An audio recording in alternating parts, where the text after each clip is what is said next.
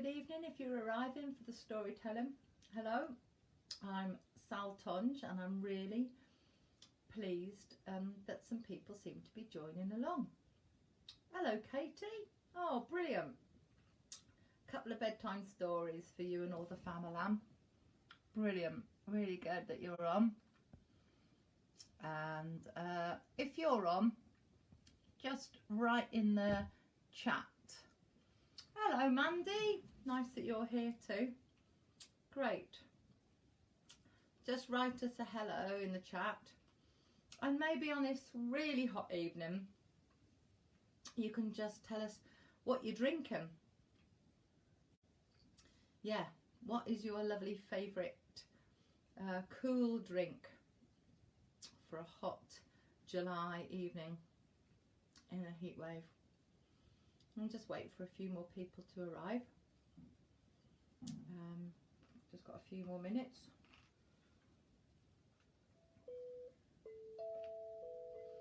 So welcome.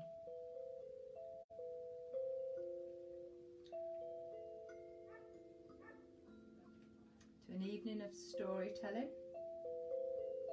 Whether you're 3 years old or 103 years old, you're very welcome. Hello. Oh, Mandy's got fizzy Vimto. Sounds great. That conjures up a story for me, Mandy. When I was pregnant with my first son, the thing that I wanted more than anything else in the whole wide world was Vimto. I've not drunk it since.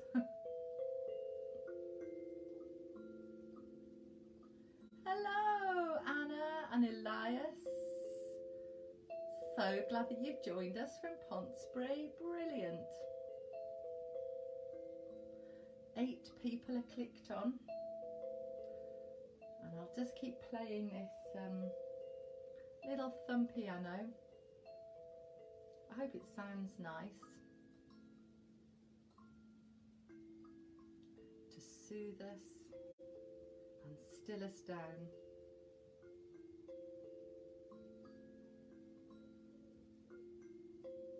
Hello Rachel. Good that you've joined us. I'm asking everybody what they've got for their soothing, cooling evening drink. Mandy's drinking Vimto, fizzy Vimto. I've gone really boring. I've just got a cup of Corporation Pop, as my mum used to call it. Just a glass of water. But I'd be very interested to know if you've got a delicious evening cocktail. And I would normally say to people, oh, wrap up in a blanket, but maybe not. I'm sitting by an open window and occasionally the curtain might just fluff across as a breeze catches it. We've got Joe on in Pontesbury. Brilliant. Oh, great. Katie and AJ. They're watching. Hello AJ, I'm so glad you're here. Well done on all your footballing. God, I'm so proud of you AJ. You're doing great. I'm ready for big school now, I guess. Yeah. And Katie's drinking lemon Fanta. So make sure you're cool and comfy. Joe, have you got a nice cooling evening drink? So, I'm going to get started. Feel free to interrupt me with your drinks. So I've been working on a project which is inspired by the folklorist Mary Webb, which is the name of the school in Pontesbury that AJ will be going to. And Mary Webb was a really a Victorian writer, and she wrote lots and lots of novels. Oh, Dark Berry Tango for Joe and Ice Cold Water for Rachel. Snap, I'm on the water too. Mary Webb, she wrote novels, and also we're celebrating the work of Charlotte Byrne and Georgina Jackson. And these three women were all folklorists. They all gathered folklore, they all gathered stories, they all gathered little tiny scripts and scraps of noticing. And I've been working on this project since April, noticing little things. And if you're interested, you can go to a Facebook page called Folk, and you can connect with this project, and you can see lots of little movies and lots of little bits of noticing. People have taken us on tours of their garden. My fella Tim took us on a tour of his beehives, and it's a great video all about the bees. We've had people going on walks, and people knitting and sewing. And maybe if I stop playing, Joe, you'll be able to hear a little bit better. And so I've been working on this project, thinking about little things, tiny things. Because if we don't notice the little things, then they all add up to be the big things. So today I'm going to tell two stories about little things. And the first one is about one of these. Now I've got this little tiny ladybird here. Now this is a story that comes from Portugal. And this story is told as commonly in Portugal as the Three Bears or the Three Pigs is told here in UK. And it's a delightful story about this tiny little insect, the ladybird. And so make sure maybe you've got some earphones in. I have got my volume right the way up. Let me just check. Yeah, my volume is right the way up. It is, oh, no, it's gone all the way down. It's right the way up. So I'm hoping that that's maybe a little bit better for everybody to hear. So I'm going to start the story. Once upon a time, there was a little tiny ladybird, and she lived in a little house, and it was a beautiful house, and she kept it spick and span. And one day she sat down by her window, just like I did, and she put her little ladybird chin in her little ladybird hand, and she said, "Oh, I wish I had someone to share my beautiful house. Here it is, it's so beautiful. I've got chairs, I've got tables, I've got cupboards full of food, but I've got nobody to share my house with." So she went to visit her friend. And she went to see her friend, and she said, "What shall I do? I've got this lovely little house, but nobody to share it with." And the friend said, "What you need to do is you need to go home, and you need to clean your house, and you need to polish the windows. So if you fancy joining in, you can polish your window here, and you can polish your window there. You need to sweep your floors, whoosh, whoosh, whoosh, and you need to shine up your windowsills. And then you need to throw open your window and sit in your window, and you need to sing this song." And it goes like this. "Oh, I wish I had a husband who would love and treasure me. For me and my husband we could live so happily. He'd be the king and I'd be the queen. I'd be the happiest ladybird you'd ever seen." "That's what I'll do," said the ladybird. And she scuttled off home as fast as she could, and she set about doing her work. Can you remember? She polished the windows here, and she polished the windows there. She swept the floors, and she shined up the windowsills. And then she threw open the window, and she sat and she sang her little song. "Oh, I wish I had a husband who would love and treasure me. For me and my husband we should live so happily. He'd be the king and I'd be the queen. We'd be the happiest couple that you've ever seen." And just at that moment, a creature went walking past. Not a ladybird, but another creature. Now I'm going to ask you to use the chat. Tell me, what animal walked past the ladybird's window? Listen to the story, Amy. What creature walked past the window? Can you put me an idea up in the chat? Any idea, and I'll take it, and we'll put that idea into our story. a badger. The badger walked past the ladybird's window, and the badger stopped. And the badger said, "Oh, ladybird, are you looking for a husband? Because I'm looking for a wife." And ladybird said, "Well, I am actually looking for a husband. Now, badger, what could you bring to our marriage?" "Well," said the badger, "I'm very, very good at digging. I dig great big, deep, deep sets, and they are my home, and I am a fantastic, fantastic digger. And so if you came to marry me, I would dig you a lovely set under the ground."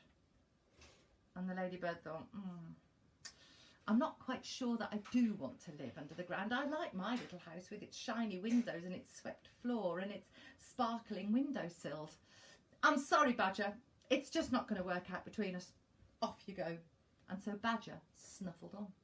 And so ladybird, she sat at her window and she sang her song again. "Oh, I wish I had a husband who would love and treasure me. For me and my husband we would live so happily. He'd be the king and I'd be the queen. We'd be the happiest couple that you've ever seen." And just at that moment, a stick insect came past with his little antennae going, a long, sleek body. And ladybird was singing away, and stick insect stopped. And stick insect said, "Ah, ladybird, are you looking for a husband? Because it just so happens that I'm looking for a wife." "Nah," said ladybird, "well, this is interesting. Stick insect, what would you bring to our marriage? What gifts would you bring?" Now, I don't know much about stick insects, so I'm going to ask Anna to tell us, what would a stick insect bring? Tell me something about a stick insect. What would a stick insect bring to a marriage between him and a ladybird? Who can give me an idea? Who can tell me? Look in the chat, because we're all part of this story together. What would the stick insect bring to a marriage? Can't wait to hear the ideas. It's all gone very quiet out there in Facebook land. Stick insect said, "Well, the thing about me is that I am very good at standing still, and I have great poise, and I can meditate just like the Buddha. And so if you marry me, ladybird, we could live a very zen life together. Also, I have very sticky feet, and so I'm very, very good at walking along branches and never falling off." And ladybird thought, well, I do quite like a little bit of peace and quiet, but, you know, secretly, I've got these lovely little red wings, and I do like to go out and party, and I'm not quite sure if poise and meditative arts really is going to work for me. And stick insect, you're a little bit slow actually for me, so I'm sorry, I don't think it's going to work. Off you go. And so stick insect slunk off, and ladybird sat by the window and sang her song. "Oh, I wish I had a husband who would love and treasure me. For me and my husband we would live so happily. He'd be the king and I'd be the queen. We'd be the happiest couple that you've ever seen." And just at that moment, past the window hopped a rabbit. Hop, hop, hop, hop, hop. And Rabbit stopped and listened and went, "Hey, ladybird, are you looking for a husband? Because it just so happens that I'm looking for a wife." "Oh, great," said ladybird. "Now, what could you bring to our marriage though, Rabbit?" And Rabbit said, "Well, I tell you what, I am really, really jumpy and really, really hoppy, and I'm very, very good at bounding and hopping through the fields early in the morning. And I tell you what, I am so good at finding lettuce and salad and radishes and carrots out of everybody's vegetable patches." And ladybird thought, well, actually, I like a few little insects now and again. I like a little bit of protein, and I don't quite like this bouncy life. And she said, well, yes, Amy, that's right. We do know what bunnies are famous for. but this is a family story. Ladybird said, look, thank you very much, Rabbit, but I don't think it's going to work out between us, so off you hop. Hop it. Do you get it? Hop it. And so Rabbit hopped away, and Ladybird sat by the window, and she thought, this really isn't working out. But then she sang her song again. Oh, I wish I had a husband who would love and treasure me. For me and my husband we could live so happily. He'd be the king and I'd be the queen. We'd be the happiest couple that you've ever seen. And just at that moment, past the window walked the rat. A spider would be a good one, AJ, and when you come to tell this story, you can put your own animals in it. So a spider would be a brilliant idea. But the animal that walked past the window was the rat, with his big teeth and his twitchy nose and his long tail. And Rat stopped and said, hey, Ladybird, are you looking for a husband? Because I am looking for a wife. Well, said Ladybird, what could you bring to our marriage? Well, said Rat, the thing about me is that I will always get food. Whatever you want, Ladybird, I will go and steal it. Whether you want meat, whether you want vegetables, whether you want cakes, whether you want biscuits, I am really good at sneaking out the tastiest morsels. So how about it? Well, Ladybird had been sat by the window all day singing away, and she hadn't had much luck, and well, she liked the look of Rat, and so she said, okay, Rat, let's get wed. Yes, said the Rat. And so the date was set for the very next day, and Ladybird and Rat were going to get married. Ladybird went home, and she got very, very busy making the preparations for the wedding. You all know what has to happen. There has to be a great big dress, there has to be a veil, there has to be a big spread of food for all the visitors, and there has to be a great big cake. So Ladybird had a lot to do. And she cooked and she baked and she stitched and she sewed, and she had herself a beautiful veil. The table was laden to overgroaning with all the most delicious wedding food, and there was a wedding cake 5 tiers high. And when it was all set, Ladybird just polished the windows in the house. She swept the floors, getting it ready for the guests, and she shined up the windowsills, and then she popped on her veil, and off she went down to the church to marry the Rat. It was a beautiful day. The sun was shining, and it wasn't as hot as today, so it was a perfect day for a wedding. And Rat was there. His fur was sleek and shiny, his whiskers were bright and sparky, and his tail slinked behind him. He cut a fine dash waiting at the church gate for Ladybird, and Ladybird turned up in all her delicious finery. And when she saw Rat, she went, oh no! Oh, Rat, you won't believe what's happened. I was so busy getting all the food together. I was so busy polishing and sweeping. I have left my bouquet of flowers on the kitchen table at home. I can't possibly get married without my little bunch of flowers. Oh, Rat, would you be a darling and run back and just get me my bunch of flowers? Of course I will, said Rat, eager to impress. And Ladybird didn't want to run back, because otherwise she would have gotten terribly hot and sweaty. And so Rat dashed back to the house, and when he got to Ladybird's house, there was the bouquet of flowers on the kitchen table where she'd left it, right next to the wedding buffet. The sausage rolls, the filled sandwiches, the vol au vents, the crisps, the olives, the cheese and the pineapple on sticks, the little tiny cakes, the scones with cream, the meringues, and the 5-tiered wedding cake. Oh, Rat could not resist, and he just reached forward with one little pinch and took a tiny little taste of that wedding cake. Oh, it was delicious. So he just took another little taste just around the back, because nobody would see, and oh, it was scrumptious. And then he took one of the little scones just at the back. Nobody would notice, and he ate that little scone with the cream, and the jam was delicious.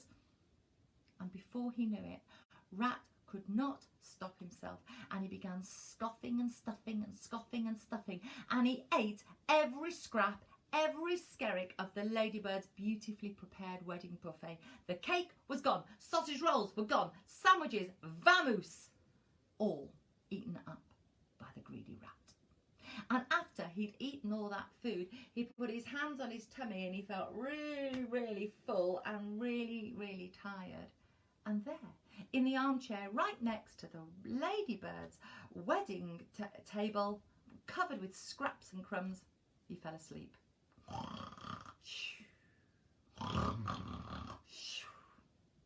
Meanwhile, back at the church, Ladybird was waiting for her bunch of flowers so that she could go inside and marry the rat. Where was he? Where was he? She waited and waited and waited, and when he didn't turn up, she thought, I'm going to have to go back to the house and see what's happened. And so she did. And you know what she saw when she got back to the house. There was the table that had been full of so beautifully prepared food, just scattered with crumbs. There was a slobbery mess of cream and crumbs and icing, and next to the table with his hands on his belly, snoring away, was the rat. Ladybird was furious.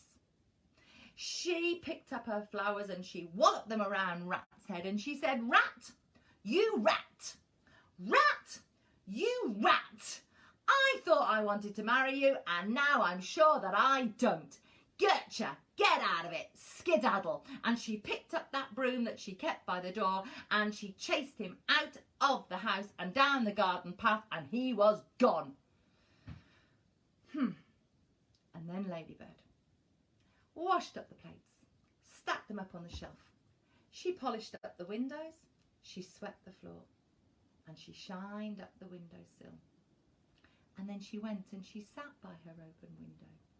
And with the curtains fluttering in the breeze, she sat and she sang. Oh, I'm glad I have no husband. He would only bother me. A husband would such an annoyance be. I'll be the queen of my own domain, and I'll never want a husband ever again. And I do believe that that little ladybird lived happily ever after.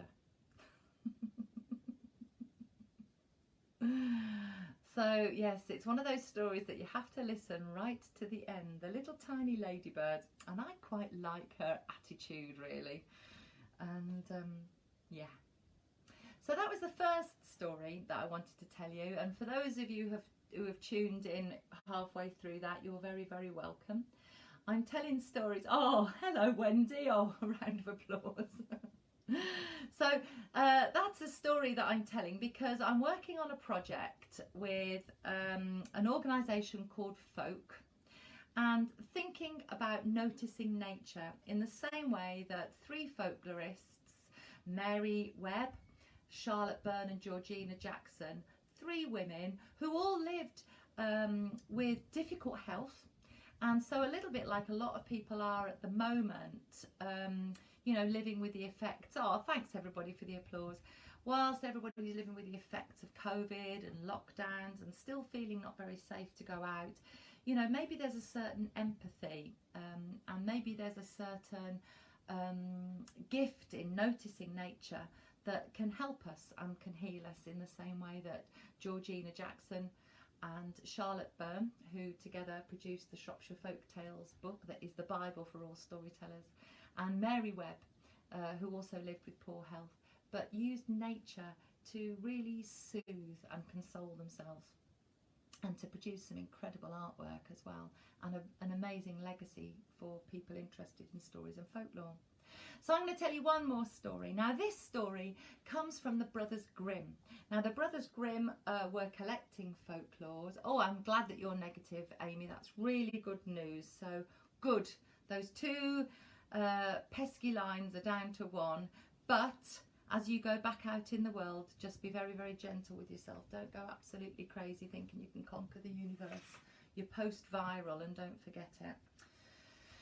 So the story that I want to tell you now is it was collected by the Brothers Grimm. Now the Brothers Grimm, we all, in the same way as the three women folklorists I mentioned, we have a lot to thank for. They produced huge volumes of folk tales that we now enjoy telling to children and to adults. And this is a lesser known folk tale. And I loved it because in the past few weeks I've been thinking a lot about bees. And if you go to the folk Facebook page, you can look at a video that I made last week with Tim Hockley, who's a local beekeeper, who learned all his beekeeping by rote, just by folklore and by wisdom and being handed down. He tells me he's never read a book. So this is a man who's learned to keep bees, and we go into the hive. So it's a nice little movie for you. But here is a story that I'm going to tell you that comes from the Brothers Grimm. So if you're sitting comfortably, then I can begin.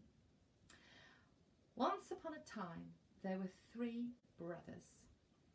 And the 2 oldest brothers went off and they went out into the world to seek their fortune, to do what they had to do. And I don't know the detail, but they fell into bad ways.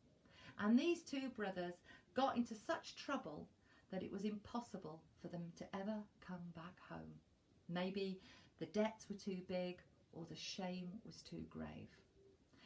And so their youngest brother, the youngest brother that they called Dummling, decided he was going to go and find his 2 eldest brothers and see if he could reunite them.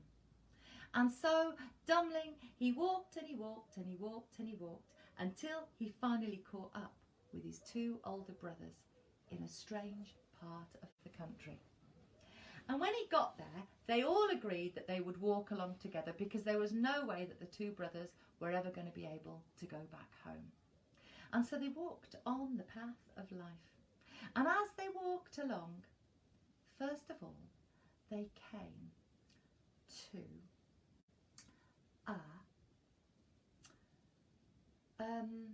now let me get it right. They came to, completely forgotten, menopause head. Wait with me.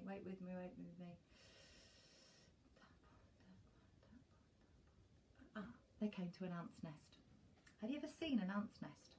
A really tall, muddy stack just towering up. And there was this muddy stack of an ant's nest piled up in the middle of the woods. And the 2 brothers, the 2 eldest brothers said, "Hey, come on, let's kick this ant's nest down and let's just watch all the ants scurry around." And they took a run back, ready to run at this ant hill and kick it all over. And Dummling ran forward. No, don't destroy the ant's nest. That's home to all the ants. Leave them be. Come on, let's carry on our way. And so, sorry, did I miss that? It's all right, the story's moving on, and so is the journey.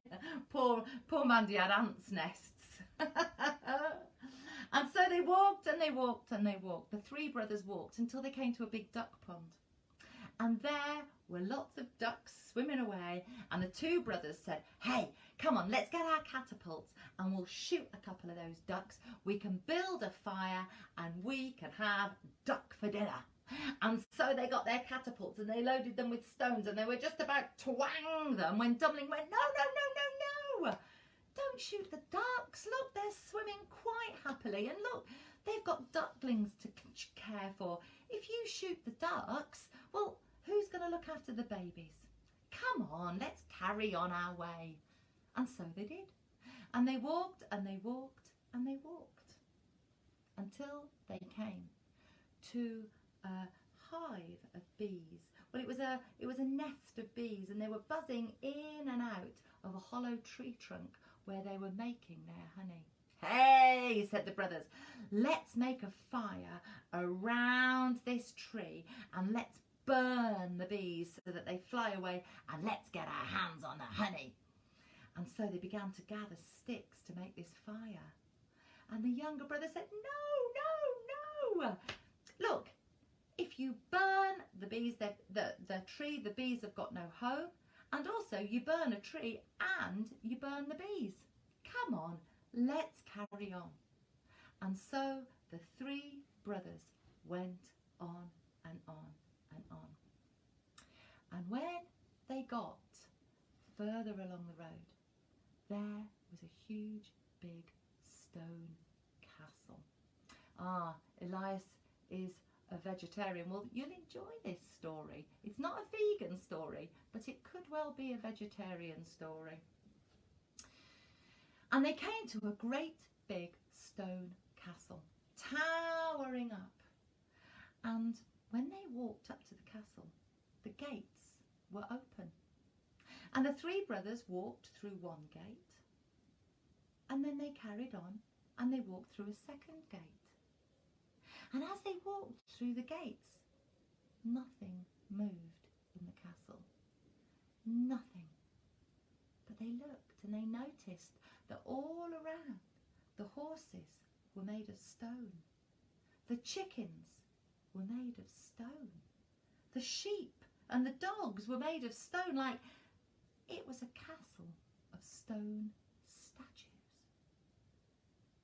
And they walked through the gates looking at all these stone statues, and they walked through the second gate and they saw stone people, stone soldiers, stone children, stone mothers, stone baskets of stone apples.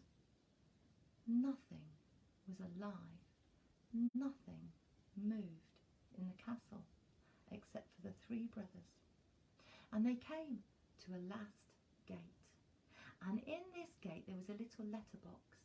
And they lifted up the letterbox and they could see through the letterbox that there was a room. And in that room there was one person who moved. A little old man, shuffling backwards and forwards. And the brothers, they knocked on the door. They knocked 3 times, because you always have to knock 3 times in stories. And the little old man heard the third knock, and he came and he opened that third gate. And because it's a gate in a story, it went and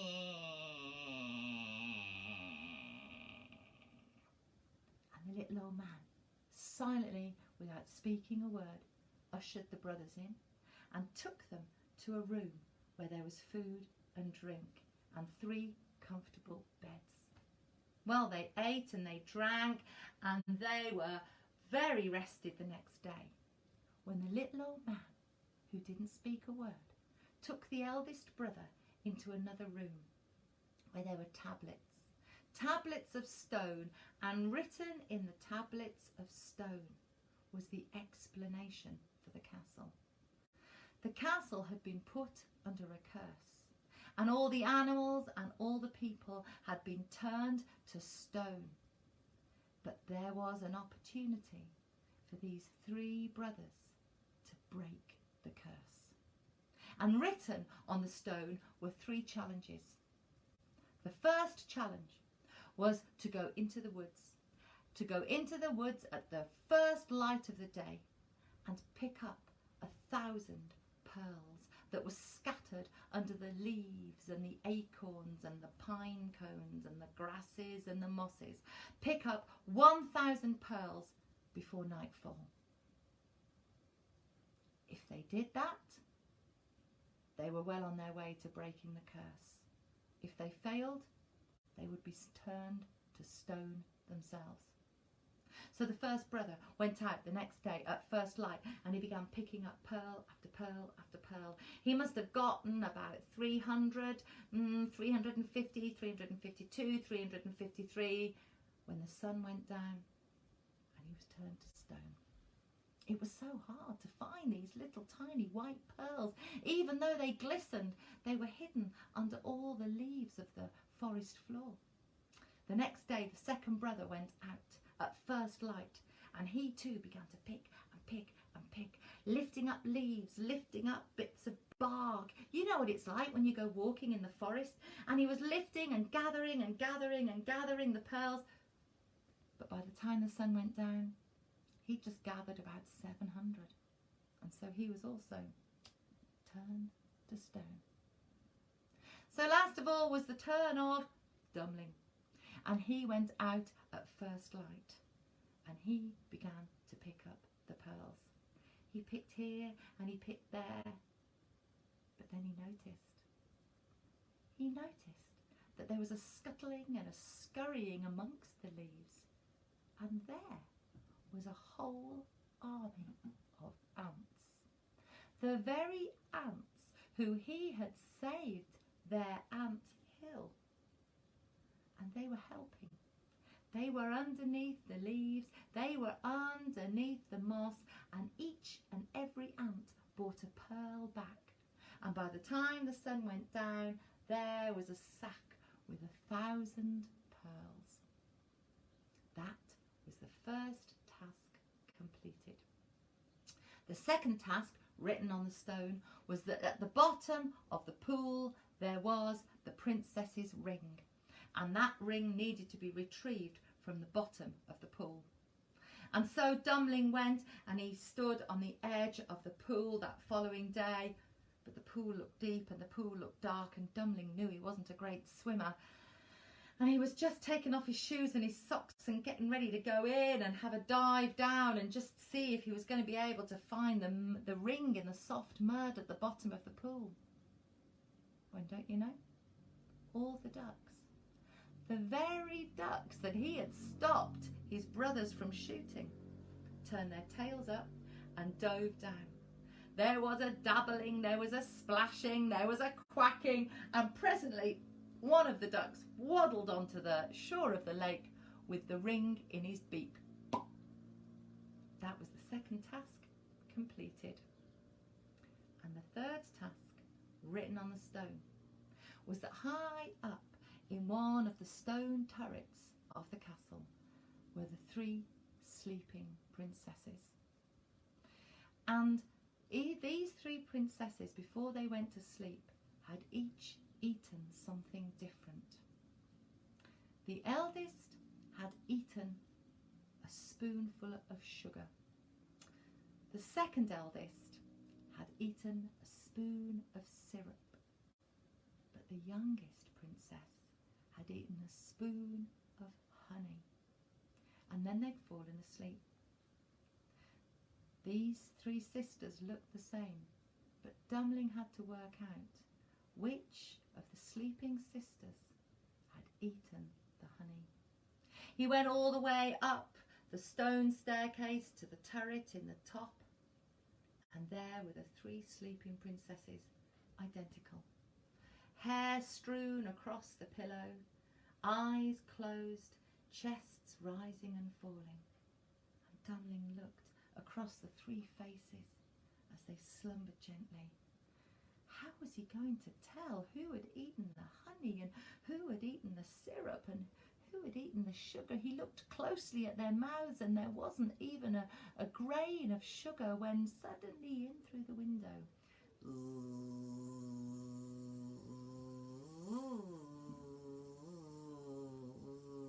buzzed the queen bee. She buzzed from girl to girl and finally landed at the side of the mouth of the princess who had eaten the honey. For the queen bee recognises honey, doesn't she? For without the queen bee, there can be no honey. And so Dummling was able to identify the youngest princess. Queen bee flew back to the hive, the very hive that Dummling had stopped his 2 older brothers from burning and smoking out. And as soon as the princesses woke up, the spell was broken. The horses and the chickens and the sheep and the people and the apples that had all been turned to stone became human and flesh and green and vibrant and breathing and furry and snorty and warm and chattery and songery, and the enchantment was broken and the castle came alive again. And because this is a really old folk tale, you can guess what happened. Dummling, who wasn't so dumb, was he, married the youngest princess, and I do believe they lived happily ever after. And I think there were 2 other princesses, weren't they, which probably were married to the other brothers as well. So that's the story of the Queen Bee as told by the Brothers Grimm. So thanks very much for joining me for Bedtime Stories. Tiny stories about the tiniest creatures, the queen bee and the ladybird. And if you've enjoyed these small stories, next Tuesday afternoon I will be doing a workshop in Bridgnorth Library with another folklorist called Mary Napper. And in Bridgnorth Library it's free. It's Tuesday afternoon between 2 and 4. I am going to make a cake, so there's an extra incentive to come along. And we're going to be doing some little exercises there in the library to help you find your smallest stories, tiny stories about things that you know. So if you're free and you fancy being creative, get in touch with Bridgnorth Library and book yourself a place on. And it would be great to see you there. Yes, it's amazing how many times we've read the Grimm's stories, and that little story of the Queen Bee is one that had eluded me, Amy. I hadn't really noticed it until I started researching for this project. Yeah, it's a delightful little tale. I love stone castles and people turn to stone. And of course, the kindness melts the stone. So everybody, I shall leave you to an evening of sweet dreams and cool drinks. And I hope you've enjoyed this story time. And as I say, check out the folk page on Facebook, because there's lots more little nature noticing videos and activities that you could be part of. So from me to you, good night, sweet dreams, sleep tight.